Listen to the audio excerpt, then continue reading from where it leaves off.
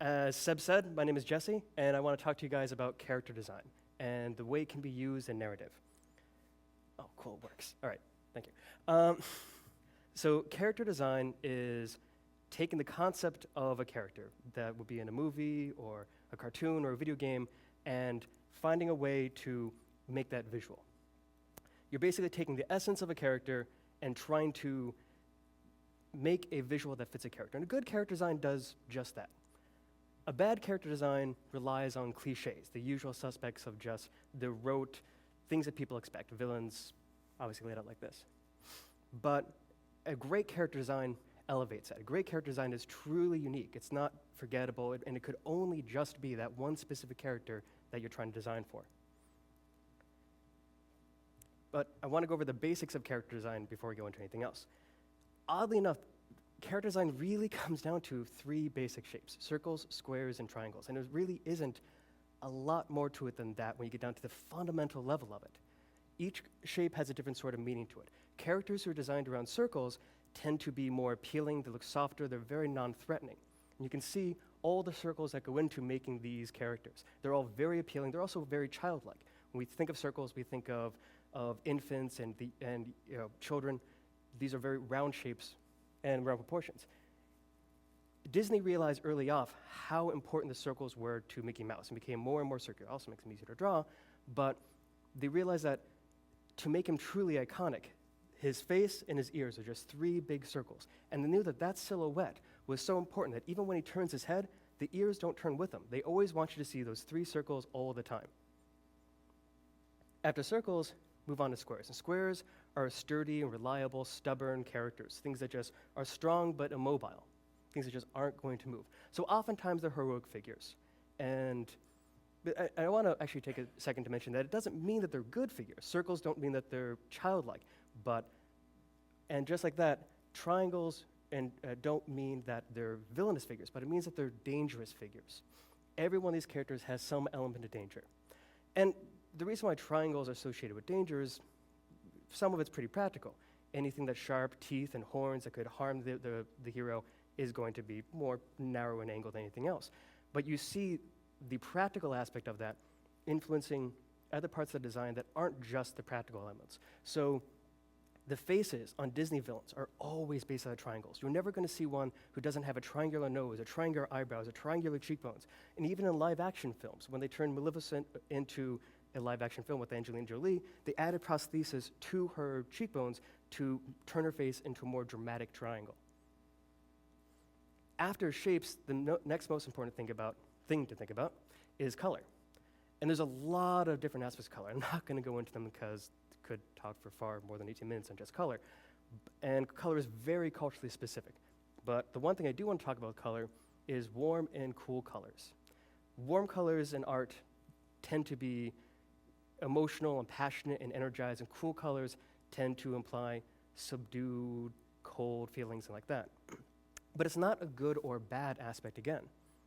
Both these characters are very, very powerful. And part of the way that they get that across is gold and red are very, very strong, powerful, warm colors. But the way that Iron Man and Tywin Lannister use their power is very, very different. And same thing goes for cool colors. Cool can mean, in the case of Iceman over there, Mr. Freeze over there, it can mean cold and emotionless, but it can also mean subdued. It's a reluctant hero who's only going to act when he has to act. And after color, we move on to symmetry and asymmetry. Symmetry is our base understanding for humanity. We always expect a person, a character, to be symmetrical. And if they're asymmetrical, it makes us think that there's something wrong, something abnormal, something diseased, and it's repellent. And symmetry is the basis for our understanding of beauty. If everything in the face doesn't line up perfectly the way it should, and it's slightly asymmetrical, then that creeps us out. But it doesn't necessarily mean heroic or good again. In the case of a figure again like Iron Man, it shows how perfectly designed he is, at the optimal level of perfection there. In a case like the figure in the middle, Lin Beifong, it shows she is completely about order. There's nothing in her life that doesn't deviate from that. In fact, that's why she conspicuously has a scar across her face, because she is so obstinately ordered that sometimes, and she's inflexible, and sometimes bad things happen.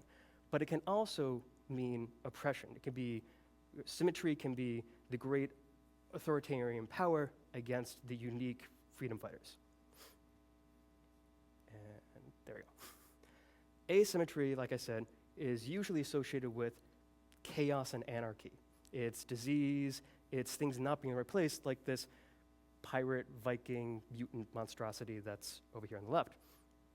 In the case of a character like Two-Face, he's asymmetrical, but he's perfectly balanced, and that's a very, very literal interpretation of his character. Part of him, truly 50%, is absolutely good and pure, and the other half is completely corrupted. But asymmetry doesn't always mean something bad. In the case of Groot over there, the primary parts of his character, his general proportions, his eyes, and the distance from his mouth are all symmetrical, but everything else is subtly asymmetrical. Everything else is kind of broken. His head isn't the right shape. The parts of his body, like his pectoral muscles, don't quite fit upright, and that makes him look like this wounded, broken puppy dog, and it inspires pathos in us. The next thing you have to think about when you're designing a character is the posture. No person just stands around rigid like this all the time. Everybody has a natural stance, a natural gait, natural flow to their movements, and it should be unique for each character. And all three of these characters, Wonder Woman, Kim Possible, Spider-Man, they all have the basic job description. You go out and you punch bad guys, but they're all completely different characters. Wonder Woman has her feet squared, her shoulders squared, the head tilted forward, very aggressive. Kim Possible is in contrapposto, one hip pushed out, very relaxed. And Spider-Man is a complete spaz. I love this dichotomy between Clark Kent and Superman because it actually is the only illustration I've ever seen that really addresses the big joke with Spider-Man or Superman, one of the big jokes at least, which is if he works in a newspaper, how come nobody's ever noticed that one of their coworkers is exactly the same as the most famous superhero in their entire world? But the only difference between these two illustrations of Kal-El as his superhero figure and as his civilian figure is just the way he holds his body, and it completely changes him. You would believe that this Clark Kent is incapable of doing anything heroic just by the way that he's curled in onto himself. And another example with the superheroes, which is I like because it's nice and subtle. You see the strong, stern, heroic Batman, barrel-chested, shoulders back, chin up, slight scowl on his face, and then you see all the way that each one of his apprentices has related to him. Some of them are trying to imitate the way that he looks, but they can't quite get it right. They've got their shoulders squared, but there's still a hint of a smile, and their faces facing towards us and engaging. Some of them are just too young and goofy, but each one has their own unique stance, their own unique posture, and their own unique character comes through the way that they stand, the way that they move. Once you've designed the outward aesthetics of your character, you make sure that the silhouette is unique and strong. Every well-designed character has a good, strong silhouette, and this is really important because in most media, the lighting on your character is going to change, the camera angle is going to change, how much is shown on screen is going to change, and you want to make sure they're identifiable. This is also a great litmus test for how old you are to tell how many of these you recognize and which ones you identify. It's really specific. You don't recognize the one next to the Roadrunner, you're under 45. If you don't recognize the one dead center, you're over 20. No character exists in a vacuum. Every single character relates to the other characters in the story, so you have to think about all your characters like a spectrum. In Star Wars, it's a very simple white to black spectrum. The good guys are pure white, the bad guy is pure black, and the roguish figure in the middle is half black and half white. And you also have to remember that when this movie came out, nobody knew who Harrison Ford was. You didn't think that he was going to be a rogue figure. All the evidence in the story points to him being a villain. He tries to extort the hero. He straight up murders a bounty hunter. He runs away from every problem. So it is actually a surprise if you didn't grow up years later and watch Indiana Jones and be familiar with him being a hero, that he would come back and actually be the good guy at the very end. But character design doesn't just tell an individual character story or their backstory. It can also progress the story and tell us who they are. And it should progress. The very initial character design tells you who this person has been before they first appear in the comic, in the video game, in the movie, whatever it may be. But as the character changes and goes through their arc, their design should change as well. And this is where I go off on a bit of a tangent, so bear with me. It will make sense, I promise, but it seems like a slight variation at this point. There recently were a few studies that came out that were talking about how the only way you can actually change someone's opinion on a truly controversial subject is with infographics. And infographics are, instead of having text laid out to explain something to you, is depicting that as images and graphics. And the reason for this is every other form of trying to convince you of someone's opinion, a newspaper, those TV channels you just don't watch, your crazy uncle at a holiday, all of those things, you have all the defenses for. You hear it start and you refuse to listen and you have every counter argument already in your head. But an infographic is something that you have to puzzle out. The information is laid out in graphics and images, and you have to take that and put it together. And when you finish that, you have a sense of ownership over it. You heard all this information in your head, in your own voice, and you feel like you've created it. And this works for storytelling too. One of the oldest things that every single literature teacher is going to tell you is show it, don't say it. You want people to understand the story, and you don't want to hit them over the head with exposition. So if you want to hit them make them feel the story as well as just read through the story, you have to have a little faith in your reader or your audience to be able to put the story together, to give them some of the information, but allow them to fill in the gaps. And they're not always going to get it right. Sometimes you could lay it out so clearly, and they're still just going to misinterpret it no matter what you do. But to end off this presentation, I want to give you 3 pretty brief examples of great storytelling through the actual character design. This is the main antagonist from Avatar: The Last Airbender series, a brilliant cartoon that ran on Nickelodeon years ago. And in the start of the show, in the very first season, he's blatantly a bad guy. The only defining feature of his face is this huge flaming scar up the side of his face. As you enter the second season, he's a refugee, and he's among the people that his nation had been dominating for 100 years, and he starts to see that his problems aren't the worst problems in the world, and he starts to sympathize with the people that he's been hurting. So his hair starts to grow out a little bit, and is just covering the scar, not always, just a little bit on the side. By the end of the third season, he's completely reformed.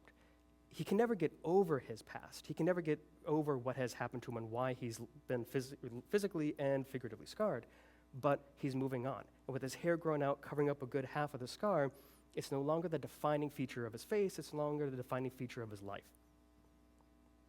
In both the original Star Wars series and the prequels, the main character goes through an arc. Like I established with that slide earlier about the spectrum, characters going from light to dark in Star Wars means that they're being corrupted by the Force.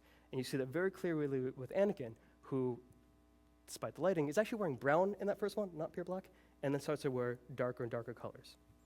You see the same thing with Luke. In the first movie, he's wearing pure white.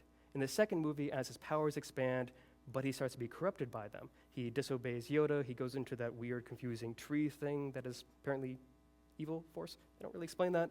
And at the end, he leaves with all this power, but no responsibility and no discipline.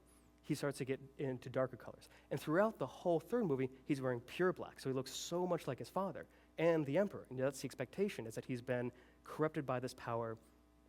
But at the very end, when he defies them, his jacket opens up, and the lining of his jacket is all white. So he was dark on the outside, but the interior of his character, underneath it all, he was still pure and good. And lastly, How to Train Your Dragon is one of my absolute favorite storytelling through character design. Normally in a cartoon, this would be painful exposition to talk about the sympathy and the growing friendship between a human and a dragon, especially when one character can't talk, but they do it beautifully. And if you're not familiar with the story, the boy shoots down a dragon, realizes that he's injured it. He can't kill it, and starts to realize that it's not entirely an evil entity. He starts to understand it, and he builds a prosthetic for it, hoping that it'll be able to fly away. But it can't control the fin that he builds for it, so it still can't fly. So he has to learn how to operate it. He builds a device so he can fly on top of the back of the dragon, and the two of them learn how to work with the other one and understand the other one. And the bond becomes so strong that at the end of the movie, the dragon saves him from dying. Well, saves most of him, because he loses his left foot just like the dragon loses its left tail fin. And at the end of the story, he builds a prosthetic for his left foot that allows him to hobble around, but latches into and actually locks into the harness with the dragon. So now the two of them are purely symbiotic. Neither of them could excel on their own. He can't run and the dragon can't fly, but together they can actually excel and go off on more grand adventures. So that's pretty much everything. Thank you very much, and have a wonderful TEDx conference. Hey, guys.